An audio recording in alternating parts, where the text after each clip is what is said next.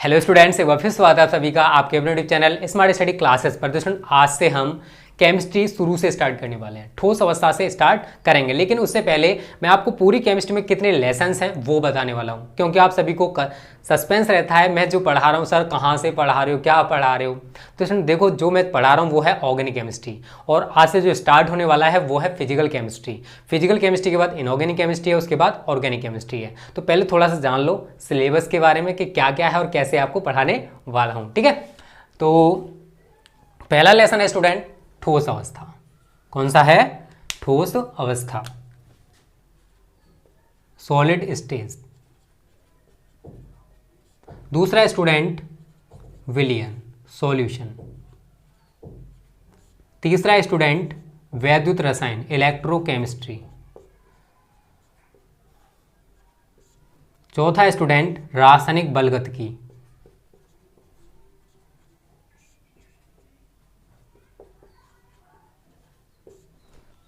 पांचवा स्टूडेंट पृष्ठ रसायन, सरफेस केमिस्ट्री। और पृष्ठ रसायन में आपको मैं दो पार्ट कराऊंगा, ठीक है ना, ए और बी करके। ए पोर्शन जो है वो उत्प्रेरण है, और बी पोर्शन जो है स्टूडेंट वो कोलाइडी अवस्था पढ़ाऊंगा, ठीक है। पहले चैप्टर अलग अलग थे बट अब मिक्स कर दिए जब से एनसीईआरटी लागू हुआ है। छठा स्टूडेंट तत्वों के निष्कर्षण के सिद्धांत, तत्वों के निष्कर्षण के सिद्धांत एवं प्रक्रम। ये कौन सा लेसन स्टूडेंट? हमारा छठा लेसन है, ठीक है। अब बात करते हैं, देखो ये सारे सारे लेसन फिजिकल केमिस्ट्री के अंतर्गत आते हैं, ठीक है। सातवां स्टूडेंट आपका ये इनऑर्गेनिक केमिस्ट्री है, पी ब्लॉक के तत्व। सातवां कौन सा है? पी ब्लॉक के तत्व। इसके अंतर्गत स्टूडेंट मैं आपको चार पोर्शन पढ़ाने वाला हूँ, 1 2 3 4। कौन कौन से हैं वो? पहले पढ़ाऊंगा नाइट्रोजन परिवार के तत्व, नाइट्रोजन परिवार के तत्व। फिर पढ़ाऊंगा स्टूडेंट मैं आपको ऑक्सीजन परिवार के तत्व, ऑक्सीजन परिवार के तत्व। उसके बाद स्टूडेंट मैं आपको पढ़ाऊंगा हैलोजन परिवार के तत्व, हैलोजन परिवार के तत्व। उसके बाद मैं आपको पढ़ाऊंगा शून्य वर्ग या अक्रिय गैसों, अक्रिय गैसेस, ठीक है, शून्य वर्ग के तत्व, ठीक है। तो ये सातवां लेसन है हमारा। आठवें पैर है स्टूडेंट डी एवं एफ ब्लॉक के तत्व, डी एवं एफ ब्लॉक के तत्व। इसमें डी ब्लॉक के तत्व हैं और एफ ब्लॉक के तत्व हैं, दो पार्ट कराने वाला हूं इसमें भी। 9 पर स्टूडेंट आपका उप सह संयोजक यौगिक, उप सह संयोजक यौगिक। ये इनऑर्गेनिक केमिस्ट्री के अंतर्गत आ जाता है, ठीक है। ये इनऑर्गेनिक केमिस्ट्री है, ये हमारी फिजिकल केमिस्ट्री है, तो ऊपर लिख सकते हो फिजिकल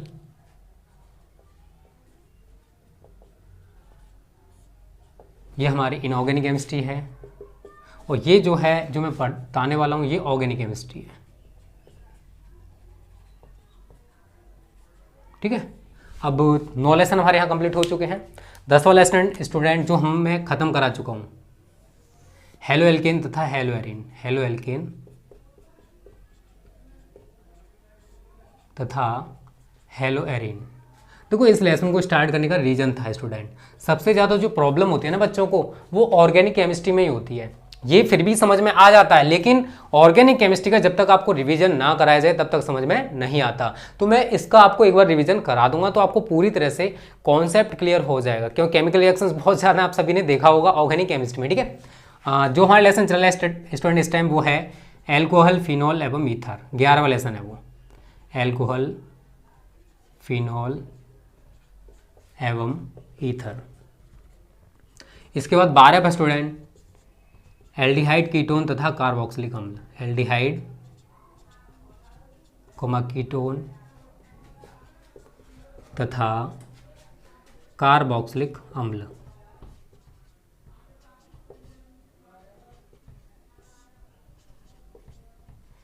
कौन सा है? एल्डिहाइड, कीटोन तथा कार्बोक्सिलिक अम्ल। 13 पर स्टूडेंट नाइट्रोजन युक्त कार्बनिक यौगिक, नाइट्रोजन युक्त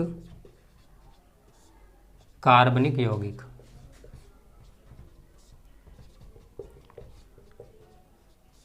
14 पर स्टूडेंट आपका जैव अणु बायोमोलिकुल्स, 15 पर स्टूडेंट आपका बहुलक पॉलीमर, और 16 पर स्टूडेंट आपका दैनिक जीवन में रसायन, दैनिक जीवन में रसायन। ठीक है, ये सारे के सारे लेसन हैं स्टूडेंट। टोटल जो लेसन हैं वो 16 हैं। कितने हैं? 16 लेसन हैं। ठीक है, इतने ही हैं। और देखो अभी जो हमारा चल रहा है वो कहाँ से चल रहा है, ये चैप्टर कंप्लीट हो चुका है और ये वाला मैं आपको पढ़ा रहा हूँ।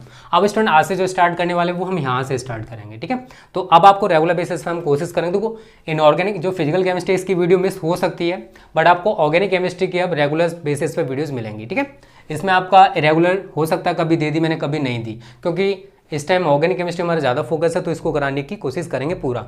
ठीक है, और इसको मैं क्यों करा रहा हूँ, देखो आप सभी बहुत सारे कमेंट्स आ रहे थे, सर कहाँ से पढ़ा रहे हो, क्या पढ़ा रहे हो, सब शुरू से पढ़ाओ। क्योंकि देखो बहुत सारे बच्चे नोविस होते हैं, नए नए होते हैं, अभी आप 12th में आए हो तो आपका सिलेबस पूरा नहीं पता है। तो इस सिलेबस को कहीं एक जगह लिख लेना, ये पूरा का पूरा आपका सिलेबस है NCERT बेस्ड। ठीक है, और 2021 में बहुत सारे बच्चे कहते हैं सर कम होगा कोर्स, क्या होगा, तो स्टूडेंट जैसा भी होगा वो आपको अवगत करा दिया जाएगा। अभी कुछ भी पता नहीं है कि कोर्स कम किया जाएगा, कैसे एग्जाम होगा, वो आगे जैसे डिसीजंस लिए जाएंगे वो आपको हम अवगत करा देंगे। ठीक है, तो स्टूडेंट स्क्रीनशॉट ले लो इतने का।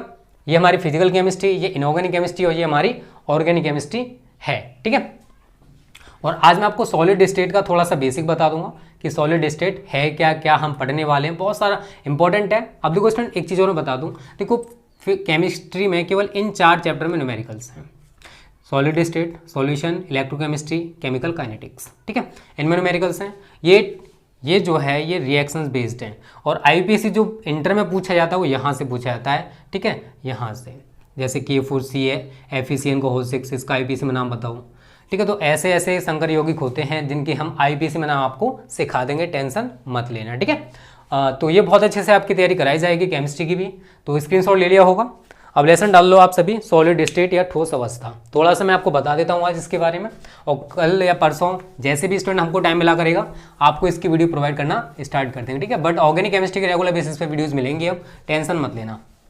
तो थोड़ा सा ट्रस्ट रखना पड़ेगा स्टूडेंट, सारी चीज़ एक साथ नहीं हो पाती हैं। आप सभी होशियार हो, इंटेलिजेंट हो, नहीं हो तो हम बना देंगे, टेंशन के ले रहे हो। ठीक है, चलो अब डालो सॉलिड स्टेट पहला लेसन। ठीक है,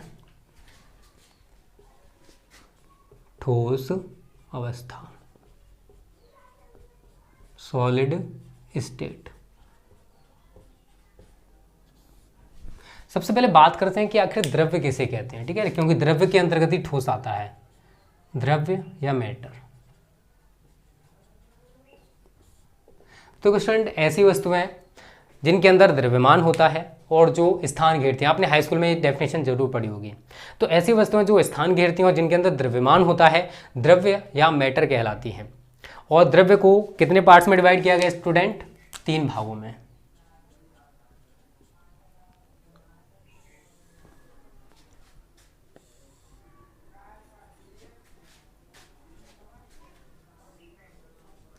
कौन कौन से 3 पार्ट हैं? ठोस, द्रव, गैस। ठोस इसको कहते हैं इंग्लिश में सॉलिड, द्रव इसको कहते हैं लिक्विड,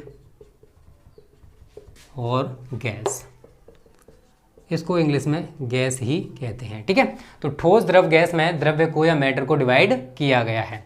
अब बात आती है कि ठोस किसे कहते हैं, what is the definition of solid, द्रव किसे कहते हैं और गैस किसे कहते हैं। तो स्टूडेंट देखो बेसिक कॉन्सेप्ट शायद आप सभी ने पढ़ा होगा कि जो ठोस होते हैं इनके आकार व आयतन दोनों निश्चित होते हैं, आकार व आयतन दोनों निश्चित होते हैं। आकार भी निश्चित होता है और इनका आयतन भी निश्चित होता है, ऐसा नहीं हो परिवर्तित हो जाएगा। द्रव की बात करें स्टूडेंट तो इनका आयतन निश्चित होता है, आयतन निश्चित होता है, लेकिन आकार अनिश्चित होता है। अब इसका मतलब क्या है? तो स्टूडेंट सपोज करो आपके पास फॉर एग्जांपल मान लो 1 लीटर जल है, ठीक है, और उसको हमने किसी शंक्वाकार बर्तन में रखा है। तो आयतन कितना है? 1 लीटर है, वो तो 1 लीटर ही रहेगा। अगर हम उस वाटर को किसी दूसरे पात्र में रख दें जो फैला हुआ है, तो वहां पर उसकी आकृति तो परिवर्तित हो गई, क्या आयतन उसका परिवर्तित होगा? क्या 1 लीटर में कुछ चेंजेज आने वाले हैं? नहीं आने वाले। तो उसका आकार तो परिवर्तित हो जाएगा, जिस चीज में जिस पात्र में रखोगे उसी का शेप ग्रहण कर लेगा, बट उसके आयतन में कोई भी परिवर्तन नहीं होगा। तो मैंने यहाँ पर यही लिखा है, आयतन निश्चित होता है लेकिन आकार अनिश्चित होता है या फिर परिवर्तित हो जाता है। और अगर गैस की बात करें तो स्टूडेंट इसका आकार व आयतन दोनों ही अनिश्चित होते हैं। आकार व आयतन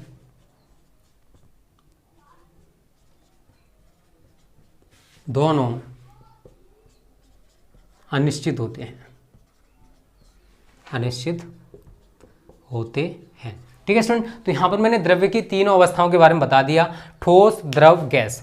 उसका देखो मैं आपको इस वीडियो में तो बस इतना ही रहने दूँ, क्योंकि यहाँ पर मैंने थोड़ा सा बस बेसिक ही बताया आपको कि क्या क्या कैसे कैसे पढ़ाने वाला हूँ।